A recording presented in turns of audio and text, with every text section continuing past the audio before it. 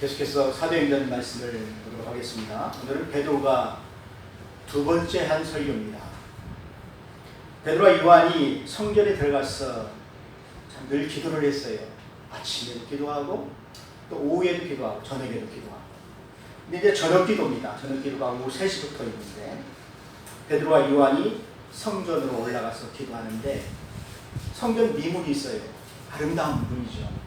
그 앞에 구걸하는 그 안진뱅이가 있었습니다. 근데 이 사람은 나면서부터 안진뱅이가 되었으니까 참 삶이 참 기구하죠. 불쌍하죠. 나면서부터 소견인 사람도 있고 나면서부터 안진뱅이인 사람도 있고 나면서부터 금수저 타고난 사람도 있고 흑수저 타고난 사람도 있고. 왜 그렇습니까? 하나님의 뜻이라는 것이에요. 전생에 우리가 잘못해서 그런 것이 아니고 하나님이 귀한 그릇도 만들고 천한 그릇도 만들고 그런 권세가 있지 않겠느냐. 소기장이가 귀 쓰는 그릇도 만들 수 있어요. 또 천이 쓰는 그릇도 만들 수 있어요. 그렇다고 해서 천이 쓰는 그릇이 없으면 어떻게 됩니까? 밥을 어떻게 먹어요? 가난한 사람들이 천이 쓰는 그릇이 있어야 밥을 먹잖아요. 마찬가지로 세상도 건강한 사람이 있으면 건강하지 못한 사람이 있어요. 그 사람을 불쌍히 여겨야 될 사람들이 있잖아요. 그래서 이 세상은 눈먼 사람이 있어야 눈이 건강한 이 사람들이 하나님께 감사할 수가 있어요. 하나님, 저에게 이렇게 눈이 참 이렇게 좋을 수 있도록 이렇게 눈을 뜨게 해주셔서 감사합니다. 소경을 보면서도 느끼잖아요. 그래서 하나님이 그렇게 만드신 것을 여러분 감사하셔야 돼요. 예수님께서 말씀하셨어요. 사람들이 와서 물었을 때 저 소경이 나면서부터 소경인데 누구의 죄입니까? 부모의 죄입니까? 자기의 죄입니까? 예수님 말씀하셨습니다. 부모의 죄도 아니고 자기의 죄도 아니고 하나님의 영광을 위하여서 하나님이 그렇게 만드셨다. 하나님이 그를 눈을 뜨게 하기 위해서 하나님 그렇게 만드셨다는 것입니다. 오늘 여기에 있는 그 안진뱅이도 그렇습니다. 40년 동안 한 번도 걸어본 적이 없어요. 장애인이니까 남의 도움을 받아서 사는 사람이지요. 여러분, 장애인들이 그래서 자격지심이 참 많습니다. 우울증이 많아요. 인정받지를 못하잖아요. 그래서 자존감이 상해요. 자존감이 상해. 근데 이 사람도 40년 동안 그 친구들이 아니면 가족들이 그를 돌보는데 아침마다 그 사람을 옮겨와야 되잖아요. 성전 미문에서 구걸을 해야 되니까. 성전 미문에서 구걸을 할 때에도 그냥 지나가는 사람들이 있잖아요. 근데 동정하는 사람들이 있잖아요.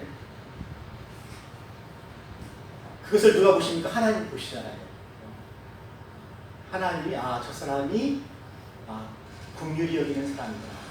하나님 그것을 보시는 거예요. 근데 이 사람이 없으면 어떻게 됩니까? 도울 사람이 없는 거죠. 내 상급이 없는 거예요. 내 상급이. 그래서 하나님이 이 안진뱅이가 평생 40년 동안 그렇게 사는 거에 대한 어떤 보상이 있을 거예요. 하늘나라에 가면. 이 사람은 인생을 즐기지를 못하잖아요. 예배를 드리지 못하잖아요. 이 장애를 가진 사람은 예배를 드릴 수가 없어요. 왜냐하면 부정하다고 생각하니까, 사람들이. 불편하다고 생각하니까. 우리 딸도 뚜레장애가 이렇게 있었는데 교회에 가면 소리를 내니까 너는 밖에 나가 있어. 또 친구들도 어떻게 하냐면 왕따 시켜요. 너는 우리 모임에 들어오지 마. 다른 데로 가. 그런데 교회만 갔다 오면 상처를 받는 것입니다. 그래서 성전 밖에 있는 거예요, 이 사람이. 성전 안으로 들어갈 수가 없어요. 밖에서 안에 한번 들어가보고 싶은 그런 그 간절함이 얼마나 강하겠어요. 그런데 이 사람이 오늘 누구를 만나게 됩니까?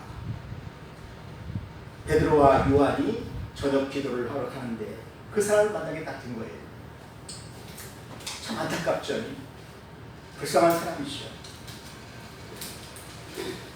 그래서 이 장애를 가진 이 사람을 베드로가 도와주려고 하는데 돈이 없는 거예요. 참 목회자들이 돈이 많으면 참 좋겠어요. 돈이 없어요. 특히 그 개척하는 교회들 돈이 없어요. 저도 우리 교회 선교사님들이 자주 옵니다. 동료 선교사들도 있고 후배 선교사들도 많이 있어요. 우리 교회에 오면은 좀 선교 헌금을 좀 많이 주고 싶어요. 그런데 주머니에 돈이 없어요. 돈이 밥 한 끼 사주고 있게 많은데 그 보낼 때 그 눈빛이 참 그렇잖아요. 눈빛이 봉투라도 한번 착 주면 얼마나 그 선교사가 힘들고 어려운 일을 많이 하는데 얼마나 많은 위로를 받겠습니까? 우리 교회가 좀 빨리 부흥을 좀 했으면 좋겠어요. 저는 그분도 와서 설교도 하고 또 헌금도 받아가서 거기 가면 할 일이 많잖아요. 도와줄 사람들이 많잖아요. 근데 베드로와 요한이 개척교회를 하니까 돈이 없는 것입니다. 돈이. 그래서 어떻게 했어요? 이 사람을 돕기는 도와야 되는데 그 사람하고 눈이 딱 맞으신 거예요. 그냥 눈이 안 맞췄으면 싹 지나가는 건데 눈이 싹 맞으시니까 어떻게 됩니까? 베드로가 어떻게 했습니까? 주목하여 우리를 보라. 네가 주목하여서 나를 한번 보라. 내가 예수님의 제자가 아니냐. 어? 내가 너에게 줄 돈은 없지만은 내가 너에게 줄 것이 있다. 주목하여 나를 보라. 그래서 이 안진뱅이가 위를 보았다는 것입니다. 위를. 여기 그 헬라어에 보게 되면은 에피라는 말이 위라는 뜻이에요. 그리고 에코라는 말이 위를 붙들다라는 뜻이에요. 베드로가 나를 보라, 나를 주목하여 보라. 내가 예수님의 제자가 아니냐. 응? 그때 이 안진뱅이가 믿음을 가졌다는 것입니다. 왜냐하면 안진뱅이도 40년 동안 그 성전에 앉아 있었으니까 예수님이 가시는 것도 보았고 예수님의 소문도 들었고 예수님이 하신 일들도 다 알고 있지 않겠습니까? 그런데 예수님의 수제자 베드로가 지나가는데 베드로가 뭐라고 해요? 나를 주목하여 보라. 내가 예수님의 제자다. 그때 믿음이 생긴 거예요. 믿음이. 위로부터 내려오는 그 성령의 역사가 베드로를 통해서 하시고자 하는 일들이 있는데 이때 그 안진뱅이에게 믿음이 생긴 거예요. 믿음이. 나에게 은혜를 주시네. 그때 베드로가 뭐라고 했습니까? 나에게는 은과 금은 없다. 너를 도와줄 돈은 없다는 것입니다. 가난하다는 것입니다. 그렇지만은 예수님이 나에게 준 것이 있는데 곧 나사렛 예수의 이름으로 무엇을 명하면은 행하리라. 예수의 이름으로 귀신을 내쫓을 수 있느니라. 예수의 이름으로 병자들을 낫게 하실 수 있느니라. 사실 베드로는 그것을 많이 보았어요. 예수님이 가는 곳마다 병자들이 많이 구리받잖아요. 근데 예수님이 안수해서 기도하면 나았어요. 또 이사야 선지자가 얘기했듯이 예수님은 누구십니까? 예수님은 누구십니까? 우는 자의 위로잖아요. 예수님은 누구신가? 우는 자의 위로와 병든 자의 나은 뒤고 우리의 구원자시잖아요. 그래서 베드로가 뭐라고 했습니까? 그 예수님의 이름, 예수님이 나에게 준 그 예수님의 그 능력과 이름이 있다. 사실 예수님께서 약속하셨어요. 너희가 내 이름으로 명하면 나으리라. 나보다 더 큰 일을 너희들이 행할 수 있을 것이다. 성령이 너에게 임하신다. 권능을 받고 나보다 더 큰 일을 하실 것이다. 왜요? 내 안에 예수님의 영이 계시니까. 예수님이 일하시는 거예요. 나를 통해서. 나는 껍데기지만은 내 안에 예수님이 계시기 때문에 귀신들이 물러가요. 두려워해요. 그래서 안진뱅이가 어떻게 했습니까? 믿음을 가졌다는 것입니다. 그리고 베드로가 도와주는 거예요. 그의 손을 잡고 일으켜 세우시는 것이죠. 예수의 이름으로 일어나라 할 때 어떻게 했습니까? 베드로의 손을 잡고 그가 일어나잖아요. 여러분, 이것을 여러분도 하실 수 있다니까요. 조영기 목사님 설교를 들어보니까 조영기 목사님이 불광동에서 처음 교회를 개척할 때 광고를 했대요. 예수님의 이름으로 기도하면은 안진뱅이도 일어나고 눈모자도 막 닫고 성경에 다 이렇게 써 있잖아요. 그렇게 설교했다. 그러니까 그 마을에 진짜 안진뱅이가 있었어요. 안진뱅이를 데리고 누가 데리고 온 거예요, 교회에. 네. 이 안진뱅이가 정말 일어나는지 안 일어나는지 한번 보려고 시험해보려고 조영기 목사님이 겁을 잔뜩 먹어가지고 자기가 말을 해놨는데 또 예수님께 기도했다는 거예요. 예수님, 내가 저 안진뱅이 일으켜야만이 내 체면이 쓰잖아요. 체면이. 내가 말을 했는데 책임을 져야 하잖아요. 눈물 콧물 빼면 이렇게 기도를 했는데 그 다음날 그 사람이 또 왔대요. 안수했는데 그 사람이 일어났어요. 그러니까 그 소문이 나가지고 그 불광동 그 개척교회 천막교회인데 거기에 또 안진뱅이라는 사람들 다 오래. 저기 나 이제 큰일 났습니다. 한 사람은 괜찮겠는데 이거 저 사람들 다 어떻게 붙입니까? 그런데 믿음으로 일어난 사람이 있어요. 다는 아니지만 그 사람이 믿음을 가지면 나을 수가 있어요. 사랑하는 성도 여러분, 이것을 누가 주었다고요? 하나님이 나에게 주신 권세다. 응? 그래서 이 안진뱅이가 어떻게 했습니까? 자기 믿음으로 일어났어. 뛰어서서 걸었다. 그 말입니다. 그래서 그가 너무 기뻐가지고 성전에 들어갔잖아요. 40년 만에 처음으로 이제 다 나왔으니까 가서 예배하고 하나님을 찬송하며 감사했다는 것입니다.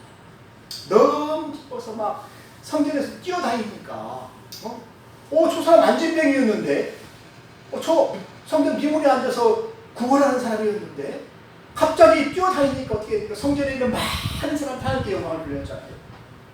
그리고 그 안진뱅이를 보러 사람들이 모였어요. 와, 모이니까 거기에서 한 설교가 바로 베드로의 설교입니다. 두 번째 설교예요, 오늘. 그래서 베드로가 거기에 모여있는 사람들에게 설교를 하는데 여기는 성전 안이 아니고 성전 밖에입니다. 솔로몬 행각이라 거기에는 병자들이 많이 있어요. 병자들이 1년에 한두 번 천사가 와서 물을 동하게 할 때 먼저 들어가는 사람이 낫게 되니까 막 그 소문을 듣고 사람들이 많이 몰려온 것입니다. 그래서 여러분, 병자 한 사람 나가면 막 수많은 사람들이 몰려드는 거예요. 그래서 거기서 베드로가 설교를 하는데 무슨 설교를 합니까? 예수님이 누구신가를 지금 증거하는 것이에요. 예수님은 너희의 메시아다. 너희의 구원자이시다. 하나님께서 보내시기로 약속한 다윗과 아브라함의 자손이다. 아브라함의 그 씨에서 모든 민족이 복을 얻으리라. 구원을 받으리라. 그 사람이 누굽니까? 메시아죠. 하나님의 아들이시죠. 그리고 또 다윗에게 얘기했습니다. 다윗의 그 왕위에 앉았어. 네가 죽어서 막 훗날 그 너의 뿌리에서 한 아이가 태어나서 내 위에 앉아서 유대인의 왕이 될 것이다. 그분이 바로 예수님이시잖아요. 그리고 이 예수님에 대한 그 선지자들의 예언이 쭉 있습니다. 사무엘서부터 시작해가지고 다윗에게도 하나님께서 예언을 하셨잖아요. 내 자손이 내 위에 앉으리라.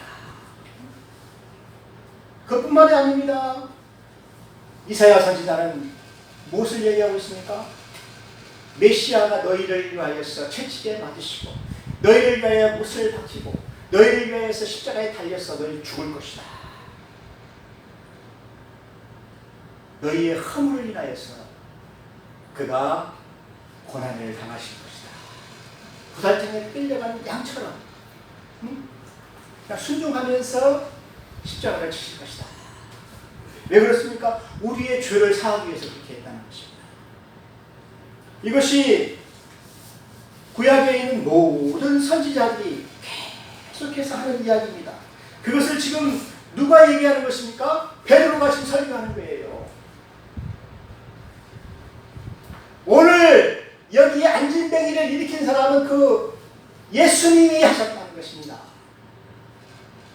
너희들은 예수님이 메시아인 줄 몰라서 십자가에 못 박혀 죽였지만은 하나님이 그를 다시 살리셔서